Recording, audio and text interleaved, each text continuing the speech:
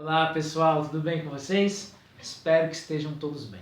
Nessa próxima lição, lição número 4, a gente vai aprender um novo acorde, tá? Eu vou mostrar para vocês como é que é. O nome do acorde é Sol.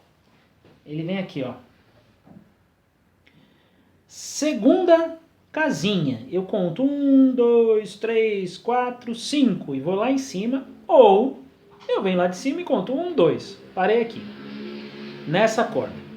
O dedo 2 vai na última corda do violão, na próxima casinha. Tá vendo que eu tô na casinha número 3 agora? Então, esse fica na segunda, esse vai na terceira, na última corda. E o dedo 3 lá embaixo, ó. Fica lá na primeira cordinha. Na mesma casa que o dedo 2, na terceira cordinha. Então, vou montar de novo aqui, ó. Pum, pum e pum. Tá? O som dele é assim, ó. Isso aí. Ele vai aparecer uma vez na música, quando eu falar o gatinho. Então eu vou tocar pra vocês aqui. Ritmo, uma pra baixo, uma pra cima, da mesma maneira que a gente já fez no Ciranda. Começou aqui, ó. Não atire o pau no gato, porque isso não se faz o gato. Agora eu vou fazer o sol. Tinho é nosso. Aí eu volto pro ré.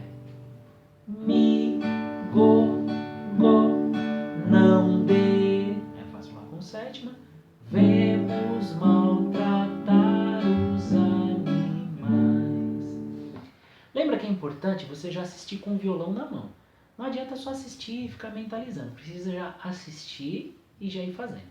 Agora você pode dar uma pausa no vídeo e procurar ver como é que faz essa sequência do Sol indo pro Ré e do Ré indo pro Sol. A gente pode fazer um exercício simples, assim, ó. 1, 2, 3, 4. Aí para, Sol. 1, 2, 3, 4. Faz o Ré. 1, 2, 3, 4. Para, faz o Sol. 1, 2, 3, 4. 5 minutos fazendo isso. E aí você já pode começar a tocar música. Vou tocar uma vez com vocês aqui direto. Depois eu deixo um exemplo com o Matheus também tocando. E fica assim. Não atire o pau no gato, porque isso não se faz o gatinho é nosso amigo, não devemos maltratar os animais. É isso aí. Espero que logo a gente possa se ver na próxima lição. Beijo pra vocês.